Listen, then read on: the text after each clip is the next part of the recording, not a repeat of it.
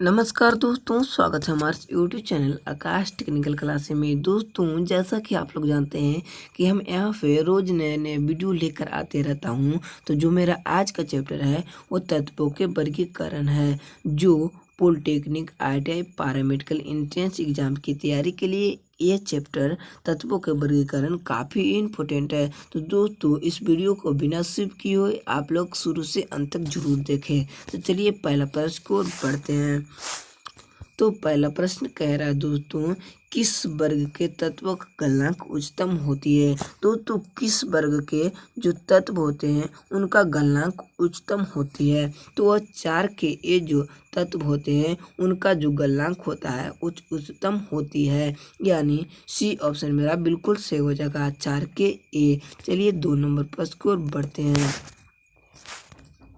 तो 2 में आप लोग का आवर्त में बाएं से दाएं जाने पर इलेक्ट्रॉन प्रीति में क्या परिवर्तन होता है। दोस्तों, आवर्त में बाएं से दाएं जाने पर इलेक्ट्रॉन प्रीति में बढ़ती है, यानी बी ऑप्शन मेरा बिल्कुल ही सही हो जाएगा। आवर्त में बाएं से दाएं जाने पर इलेक्ट्रॉन प्रीति में क्या परिवर्तन होता है, तो बढ़ती है। चलिए 3 नंबर पर इसकी ओर बढ़ते हैं। और 3 नंबर डिस्कस करने के पहले दोस्तों आप लोग से एक रिक्वेस्ट है कि अगर हमारे इस चैनल को आप सब्सक्राइब नहीं किए हैं तो चैनल को सब्सक्राइब कर लें और बेल आइकन को दबाना ना भूलें। तो 3 में आप लोग का किस वर्ग के तत्वों की इलेक्ट्रॉन बंधुता उच्चतम होती है। दोस्तों, किस वर्ग के जो तत्व होते हैं उनका इलेक्ट्रॉन बंधुता उच्चतम होती है। तो दोस्तों, जो 7 के ए जो तत्व होते हैं, यानी वर्ग के जितने भी तत्व होते हैं उनका इलेक्ट्रॉन बंधुता उच्चतम होती है, यानी सी ऑप्शन मेरा बिल्कुल ही सही हो जाएगा। चलिए 4 नंबर पर स्कोर बढ़ते हैं।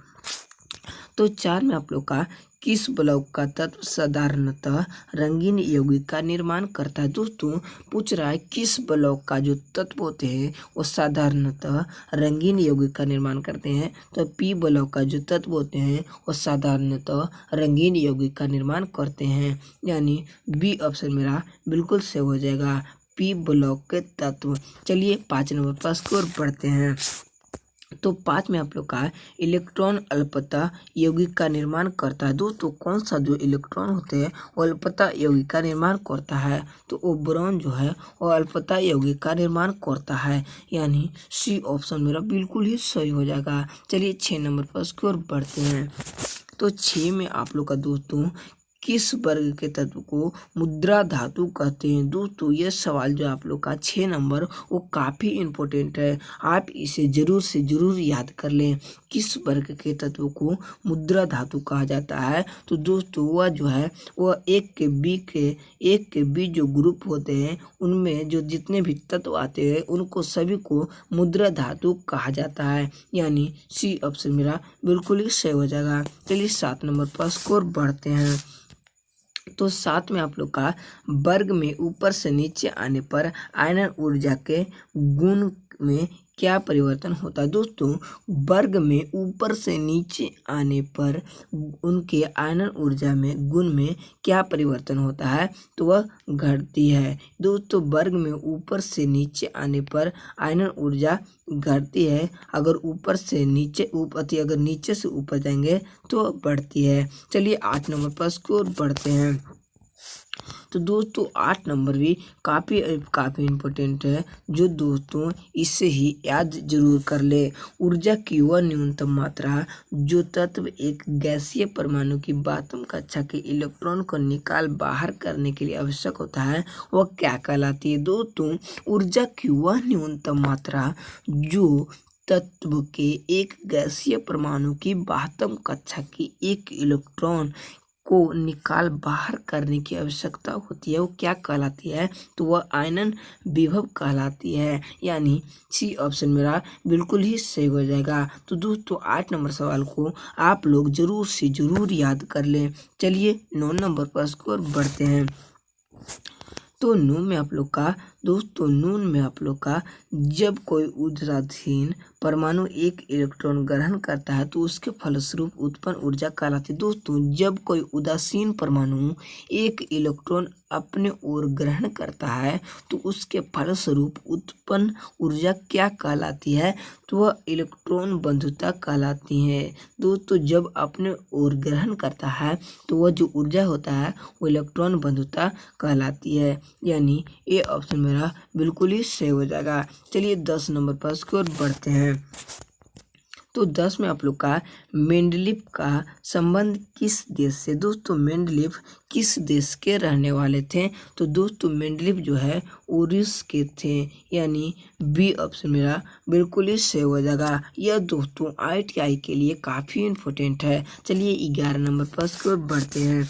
तो 11 में आप लोग का किस वर्ग के तत्व को खाद बनाने के लिए तत्व कहा जाता है? दोस्तों किस वर्ग के तत्व को खाद बनाने वाले तत्व कहा जाता है? तो दोस्तों वह जो तत्व है वो 5 के A के जितने भी तत्व हैं उनको खाद बनाने के लिए प्रयुक्त किया जाता है। यानी ये ऑप्शन मेरा बिल्कुल ही सही हो जाएगा। चलिए 12 नंबर पर इसकी ओर बढ़ते हैं। तो 12 में आप लोग का किस वर्ग के तत्व को अयस्क बनाने के तत्व कहा जाता है? दोस्तों किस वर्ग के तत्व को अयस्क बनाने के रूप में प्रयोग करते हैं?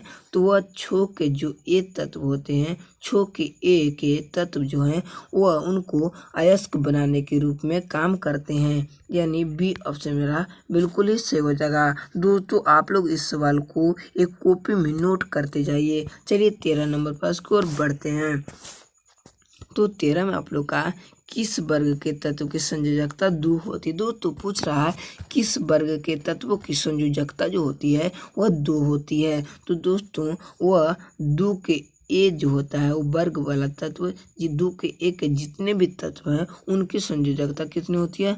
तो 2 होती है। चलिए 14 नंबर पर इसकी ओर बढ़ते हैं। तो 14 में आप लोग का हाइड्रोजन परमाणु की संख्या कितनी होती है? दोस्तों हाइड्रोजन परमाणु की संख्या कितनी होती है? तो हाइड्रोजन परमाणु की संख्या 5 होती है। यानी बी ऑप्शन मेरा बिल्कुल सही हो जाएगा। हाइड्रोजन परमाणु की संख्या कितनी होती है? तो 5 होती है। चलिए 15 नंबर पर इसकी ओर बढ़ते हैं। तो 15 में आप लोग का क्रियाशीलता के आधार पर कौन सा कथन सत्य? दोस्तों क्रियाशीलता के आधार पर कौन सा कथन सत्य है? तो वह दोस्तों पहला में आ जाएगा पोटासियम, कैल्शियम, सोडियम और मैग्नीशियम जो क्रियाशीलता के आधार पर कथन सत्य है। यानी कैल्शियम पहले पोटासियम, कैल्शियम, सोडियम और मैग्नीशियम जो है वह क्रियाशीलता के आधार पर कथन सत्य है। यानी बी ऑप्शन मेरा बिल्कुल ही सही हो जाएगा। चलिए 16 नंबर पर इसकी ओर बढ़ते हैं। तो 16 में आप लोग का आवर्त सारणी में तत्वों को रखा जाता है। दोस्तों आवर्त सारणी में तत्वों को कैसे रखा जाता है? तो वह दोस्तों बढ़ती हुई परमाणु की संख्या के आधार पर आवर्त सारणी में तत्वों को रखा जाता है, बढ़ती हुई परमाणु की संख्या के आधार पर। चलिए 17 नंबर पर इसकी ओर बढ़ते हैं। तो 17 में आप लोग का आवर्त सारणी में अधातुओं का स्थान होता है। दोस्तों आवर्त सारणी में अधातुओं का स्थान किस ओर होता है? तो वह दाईं ओर अधातु का स्थान होता है, दाईं ओर। चलिए 18 नंबर पर इसकी ओर बढ़ते हैं। तो दोस्तों 18 नंबर काफ़ी इम्पोर्टेंट है। निम्नलिखित में से कौन एक संक्रमण तत्व है? दोस्तों निम्नलिखित में से कौन सा एक संक्रमण तत्व है? ए में हीलियम, बी में सोडियम, सी में तांबा, डी में फ्लोरीन। तो दोस्तों निम्नलिखित में से कौन सा एक संक्रमण तत्व है? तो वह तांबा जो है एक प्रकार का संक्रमण तत्व है। यानी सी ऑप्शन मेरा बिल्कुल ही सही हो जाएगा। चलिए 19 नंबर पर इसकी ओर बढ़ते हैं। तो 19 में आप लोग का वे तत्व जो इलेक्ट्रॉन ग्रहण करते हैं और ऋणात्मकता आयन बनाते हैं होते हैं। दोस्तों वह तत्व जो इलेक्ट्रॉन ग्रहण करते हैं और ऋणात्मकता आयन बनाते हैं वह अधातु होते हैं। यानी बी ऑप्शन मेरा बिल्कुल ही सही हो जाएगा। चलिए 20 नंबर पर इसकी ओर बढ़ते हैं। तो 20 में आप लोग का आधुनिक आवर्त सारणी आधारित है। दोस्तों आधुनिक आवर्त सारणी किस पे आधारित है? तो परमाणु क्रमांक पे जो आधुनिक आवर्त सारणी है वो आधारित है। यानी डी ऑप्शन मेरा बिल्कुल ही सही हो जाएगा। परमाणु क्रमांक पर आधुनिक आवर्त सारणी आधारित है। चलिए 21 नंबर पर इसकी ओर बढ़ते हैं। तो 21 में आप लोग का निम्नलिखित में से कौन सा तत्व सबसे अधिक अभिक्रियाशील है? दोस्तों निम्नलिखित में से कौन सा तत्व सबसे अधिक अभिक्रियाशील है? तो वह फ्लोरीन जो है वह सबसे अधिक अभिक्रियाशील है, यानी ये ऑप्शन मेरा बिल्कुल ही सही हो जाएगा, फ्लोरीन। चलिए 22 नंबर प्रश्न की ओर बढ़ते हैं। तो 22 में आप लोग का किस तत्व की उच्चतम इलेक्ट्रॉन एफिनिटी होती है? दोस्तों किस तत्व की उच्चतम इलेक्ट्रॉन एफिनिटी होती है? तो वह फ्लोरीन की ही उच्चतम इलेक्ट्रॉन एफिनिटी होती है, फ्लोरीन की ही। चलिए 23 नंबर प्रश्न की ओर बढ़ते हैं। तो 30 में आप लोग का निम्नलिखित में से कौन परिवर्तित संयोजकता प्रदर्शित करते? दोस्तों निम्नलिखित में से कौन सा जो तत्व है वह परिवर्तित संयोजकता प्रदर्शित करता है? तो वह क्रोमियम और कॉपर जो है वो परिवर्तित संयोजकता प्रदर्शित करता है, क्रोमियम और कॉपर, यानी बी और सी मेरा बिल्कुल ही सही हो जाएगा, यानी डी ऑप्शन मेरा बिल्कुल ही सही हो जाएगा। चलिए 24 नंबर प्रश्न को बढ़ते हैं। तो 24 नंबर काफ़ी इंपॉर्टेंट है दोस्तों। तो 24 में आप लोग का निम्नलिखित में से कौन सा सक्रिय घटते क्रम को निरूपित करता है? दोस्तों निम्नलिखित में से कौन से तत्व है जो सक्रियता के घटते क्रम को निरूपित करता है? तो वह फ्लोरीन, क्लोरीन, ब्रोमीन, आयोडीन जो है वो सक्रियता के घटते क्रम को निरूपित करता है, यानी ये ऑप्शन मेरा बिल्कुल ही सही हो जाएगा। दोस्तों यहाँ पर प्रतिशत लिखा गया है, यहाँ पर ये साइन होना चाहिए घटते क्रम का। चलिए 25 नंबर प्रश्न की ओर बढ़ते हैं। तो 25 में आप लोग का आधुनिक आवर्त सारणी के तीसरे आवर्त में परमाणु की संख्या होती है। दोस्तों आधुनिक आवर्त सारणी में तीसरे आवर्त में परमाणु की संख्या कितनी होती है? तो आधुनिक आवर्त सारणी में तीसरे आवर्त में परमाणु की संख्या 8 होती है, यानी डी ऑप्शन मेरा बिल्कुल ही सही हो जाएगा। चलिए 26 नंबर प्रश्न की ओर बढ़ते हैं। तो 26 में आप लोग का तत्वों का पहले वर्गीकरण किया था। दोस्तों तत्वों का सबसे पहले वर्गीकरण कौन किया था? ए में लोथर मेयर, बी में न्यूलैंड्स, सी में मेंडलीफ, डी में डुवेनहरर। तो दोस्तों तत्वों का जो सबसे पहले वर्गीकरण किया था वो डुवेनहरर ने किया था, यानी डी ऑप्शन मेरा बिल्कुल ही सही हो जाएगा। चलिए 27 नंबर प्रश्न की ओर बढ़ते हैं। तो 27 में आप लोग का आवर्त सारणी का दीर्घ रूप निम्नलिखित फलनों के रूप में तत्व गुणधर्म पर आधारित है। दोस्तों आवर्त सारणी का दीर्घ रूप किसके फलन के रूप में आधारित है? तो वह दोस्तों परमाणु संख्या जो है उसके आधार पर आवर्त सारणी के दीर्घ रूप आधारित है, यानी डी ऑप्शन मेरा बिल्कुल ही सही हो जाएगा, परमाणु संख्या। चलिए 28 नंबर प्रश्न को बढ़ते हैं। तो 28 में आप लोग का निम्नलिखित में से कौन सा तत्व संक्रमण तत्वों की कोटि में शामिल किया जाता है? दोस्तों निम्नलिखित में से कौन सा तत्व संक्रमण तत्वों की कोटि में शामिल किया गया है? तो वह दोस्तों कॉपर को संक्रमण तत्वों की कोटि में शामिल किया गया है, यानी सी ऑप्शन मेरा बिल्कुल ही सही हो जाएगा। चलिए 29 नंबर प्रश्न की ओर बढ़ते हैं। तो 29 में आप लोग का निम्नलिखित में से कौन एल्कली धातुओं का परिवार के सदस्य नहीं? दोस्तों निम्नलिखित में से कौन सा जो तत्व है वह एल्कली धातुओं के परिवार से संबंध नहीं रखता है? ए में पोटासियम, बी में रुबिडियम, सी में लिथियम और डी में सोडियम। तो दोस्तों कौन सा तत्व है जो अल्कली धातुओं के परिवार से संबंधित नहीं रखता है? जो रुबिडियम जो है वो अल्कली धातुओं के परिवार से संबंधित नहीं रखता है, यानी बी ऑप्शन मेरा बिल्कुल ही सही हो जाएगा। चलिए 30 नंबर प्रश्न की ओर बढ़ते हैं।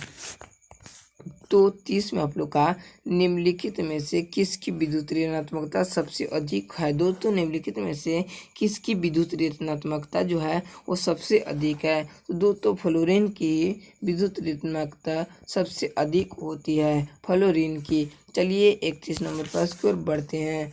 तो 31 में आप लोग का आधुनिक आवर्त सारणी किसने दिया? दोस्तों आधुनिक आवर्त सारणी के जन्मदाता कौन थे?